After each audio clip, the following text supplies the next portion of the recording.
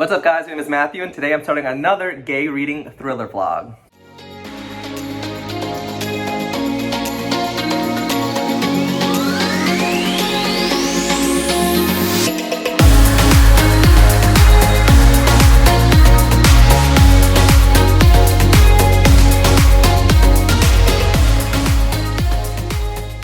As you know, I'm obsessed with gay thrillers right now. It's a new genre that I've made up in my head and I've seen other people on BookTube talk about. A gay thriller is pretty much just a thriller with a shit ton of gay characters. And I found two books that are gay thrillers that I'm gonna start reading. The first one is called Red X by David Demchuk. And the second one is called Razorblade Tears by S.A. Cosby. Razorblade Tears was actually a July book of the month and I've heard a lot of great feedback about this one. But Red X, I have not heard that much about. I actually tried to do a search on YouTube to see if anyone's done a vlog on this so I kind of get a feel for the book. And I think only 50 people have reviewed this on Goodreads. So this is definitely not a well-known book. So I'm super excited to start this one. What I know about Red X is that it's about a community in Toronto with a lot of gay men. And all of a sudden, some of the gay men start to disappear and no one really knows why they're disappearing. And it starts out in the 1980s, so no one really cares about gay people, and then no one's really concerned that these gay people are disappearing from the community. I'm pretty sure this stretches multiple decades. I've started reading it, I'm about 20 pages in, and all we've gotten so far is our first person who goes missing. So I'm excited to start with this one. I'm definitely gonna read this one first, especially since no one knows about this book, so I'm excited. You know, we love this, we love a gay thriller. The second one, Razorblade Tears, is very well known. Everyone loves it. It's about two ex-cons, one is black, one is white, and they both have gay sons, and the gay sons are dating.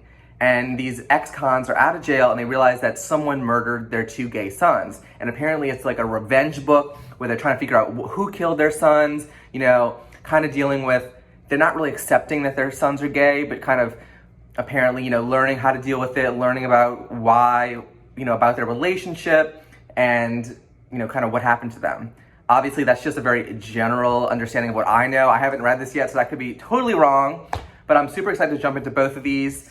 We're gonna start off with Red X, and I will update you when I'm a little further through. All right, it's a few days later. I'm up in Delaware. I've only read about 40 pages of this book, and I don't really know what the fuck I'm reading. Like, I keep reading pages over and over again because I don't really understand what's going on. Like, the first, I guess, chapter is set in the 1980s, and I think we're going and learning about like why one of the guys went missing. One of the guys, you know, I told you this is about people in Toronto, gay men in Toronto who go missing. But like the writing style is really weird, and it's taken me a long time to get used to it, and I'm still not used to it. I'm on page 40, and the whole vibe is super eerie, and I don't really know what's happening. Yeah. So like I wish I had more detail to tell you like what's going on, but I think we're just kind of learning about the characters and learning about this guy Ryan and what led up to his disappearance. I'm not saying I don't like it, I'm having difficulty reading it. Yeah. Also, it seemed really hard to be gay in the 1980s. Like, I've only read 50 pages, but we're getting like scenes from a gay bar in Toronto, and just the vibes just seem so like hateful and just like scary almost. Like, you never know if something nasty is gonna happen, so it doesn't seem like a fun time. I'm trying so hard to read this, but I keep going back to Elle Kennedy's Off-Campus series, which is absolute trash gold. Like, I'm here for it, and I can't stop reading those books in that series. And the new book just came out today, so I'm trying to like catch up and read all the books. So this thriller vlog is just gonna have to be put on hold. Also, the actor who played Stanford Blatch on Sex and the City died. That's fucking heartbreaking. So I just finished the first part of Red X, which was the 1980s decade, and this book is really, really sad, and it's set up, so the first chapter was about this guy who goes missing, but then the author kind of breaks the fourth wall. I think it's the fourth wall, is that right? The author breaks the fourth wall and starts talking to you, like telling his story and just kind of talking about the HIV/AIDS crisis and just how everyone thought that it was like gay cancer and just how like scary and lonely it was during this time period for gay men.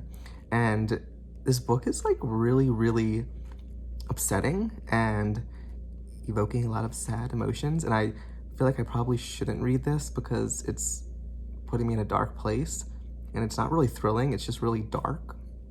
And I can't tell if the author's technique is like he's talking to us, telling us about his friend who actually went missing, or if this is just like a literary technique, or if this is like a true story. It's very ambiguous.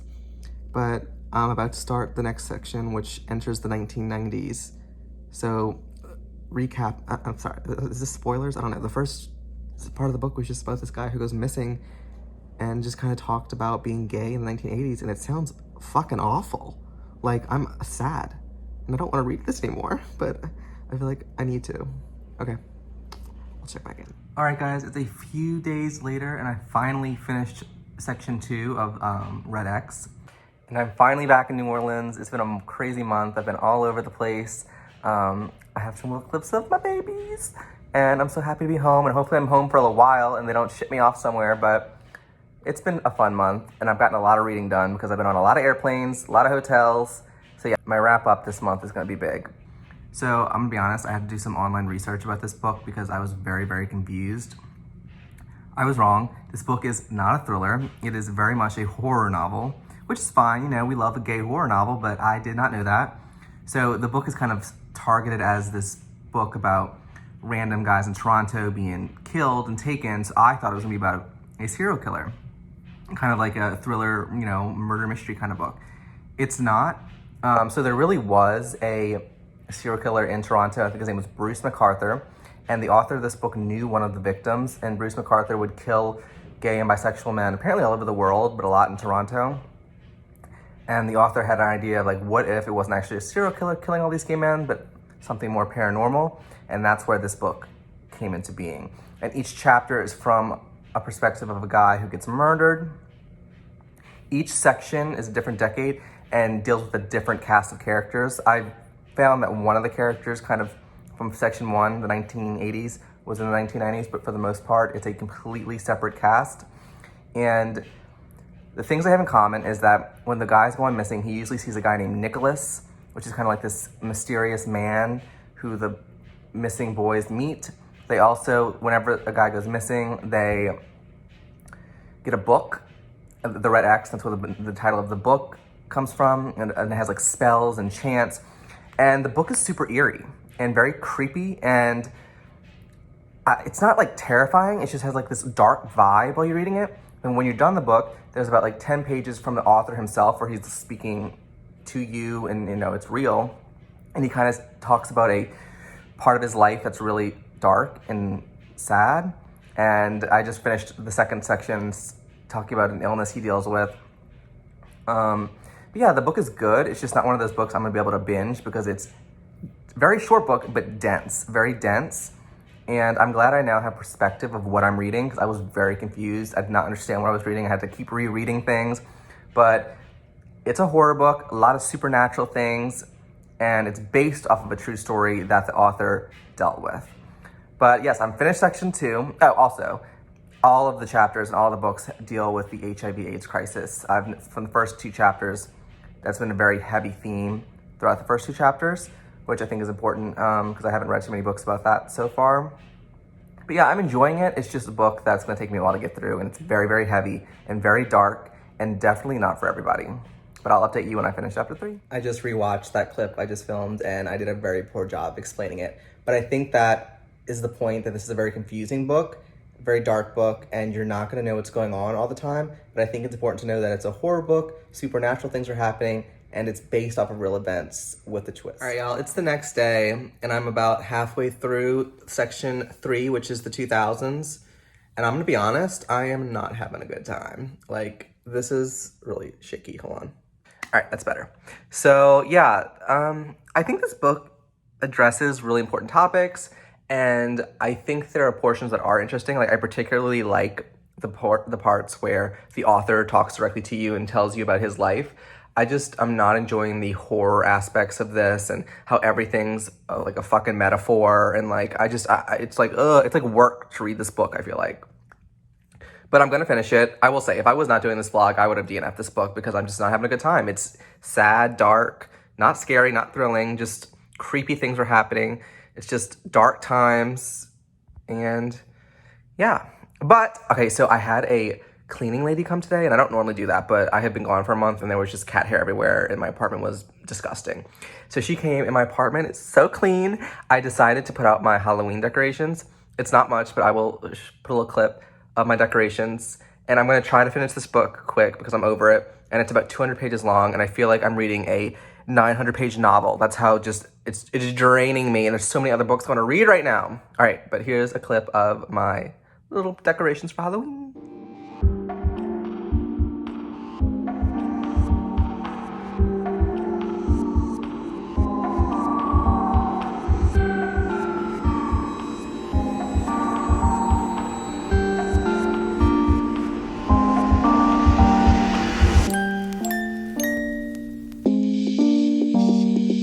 Okay, I lied.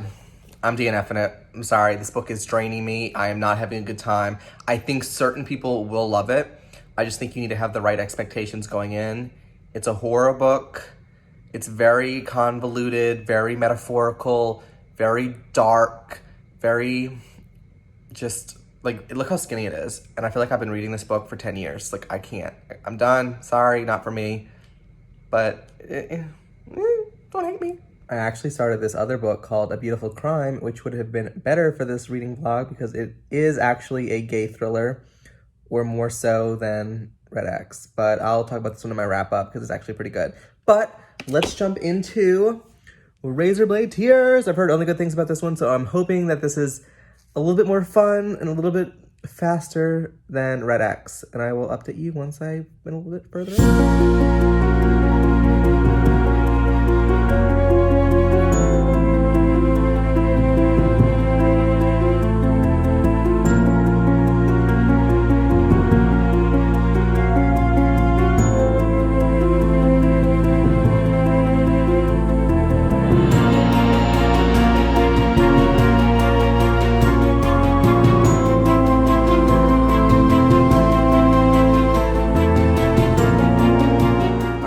On chapter 6 of Razorblade Tears, and I'm so glad I DNF'd Big X, or I already forgot the name of the book. That's how much I didn't like it. This book is so much better. I'm flying through it. I'm on page 30. We've already met the two dads that had to go to the funeral for their two sons who were married, and the two sons that were married were murdered. They had a daughter, and one of the dads is trying to approach the other dad like, hey, the police aren't doing anything. We need to figure out who murdered our sons. And we're starting to get into like them deciding whether they want to actually look into this or not. One of the dads is more hesitant than the other.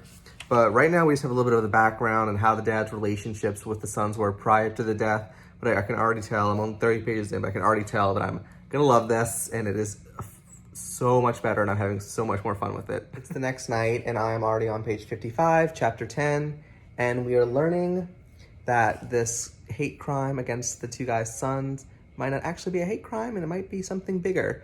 And the two dads are teaming up to kind of figure out what happened to their sons because the cops are, not doing anything. And I'm loving the dynamic between the two dads because they're so different, but they're both ex-cons. So I'm really enjoying their banter, and I'm flying through it, and the chapters are small, so it's easy to read. I'm really enjoying myself so far. All right, guys, it's a few days later. I am about halfway through Razorblade Tears, and I'm enjoying it. Obviously, I'm taking my sweet time with it, so that says that it's not really that gripping, but it is still really good. And I still don't know if I would consider this a thriller. I mean, there's bad guys and good guys, and the bad guys are trying to kill the good guys, but it's more like a contemporary. And there's a lot of social issues discussions, especially since they're both ex-cons, and kind of delving into how Ike, the black dad, has like a tougher time than Buddy Lee, the white dad. And one example was where they're talking about how Buddy Lee got caught for smuggling a bunch of meth, and he only got like 5 years. And Buddy Lee was like, and Ike was like, I have friends who smuggled like a joint of weed, and they're in jail longer than that. So there's just like these like subtle, just society, social issues that are touched upon in this book, which I'm enjoying. They're also right now in like a gay bar. And I'm not gonna spoil anything, but there's a lot of issues they're discussing, kind of learning about their kids and what it means to be gay, what it means to be black and gay, and all that kind of stuff. But I'm enjoying it. I have a feeling I know who the bad guy is, because the big bad guy is their identity is hidden. And I'm assuming that's gonna be the big reveal at the end of who's the one who killed their kids. And I have a feeling I know who it is, but I could be wrong. I'll let you know if I'm right. But right now I am going to Baton Rouge for a tailgate for the LSU game. And then I'm going to a wedding for one of my law school friends. So yeah, I got the audiobook. So hopefully I can get through it on my hour drive up to Baton Rouge. Okay, I'll check in. I just finished Razorblade Tears and it was so good. I actually think the last fourth of the book was a lot better than the first 3/4. Like the last fourth was actually really thrilling and I was anxious and it was giving me more of a thriller vibe. I don't think I would consider this a thriller still, even having finished it, but I really enjoyed it. I love the characters and I like grew to love them even more throughout the book. And I was right about who the bad person was, and I think it's pretty obvious who the bad person is. But because this isn't really a thriller, that's not really the point of the book. The point of the book is exploring these dads who had gay sons and who did not accept their sons, and their sons were murdered, and they're realizing they had all this prejudice against their sons, and they're like, once their kids are gay, and they're like, why did we spend all of our time, not approving of our sons when we could have just accepted them? And it was just a really good book. I really enjoyed the last part. So stick with it because the last part of the book is thrilling. I don't think the whodunit is really that shocking, but it was still a good time. I think I'm gonna give it 4 stars, maybe 4.5, but it's definitely worth the hype. And I agree that it's really one of the best books of the year so far. But this concludes my gay thriller vlog that ended up being where both the books I was reading were not gay thrillers. So, I mean, I tried. I gave it my all, and I just picked 2 books that were not thrillers. So hopefully next time I can find some thrillers, but Razorblade Tears was a success. Big X wasn't for me, but you can't like them all.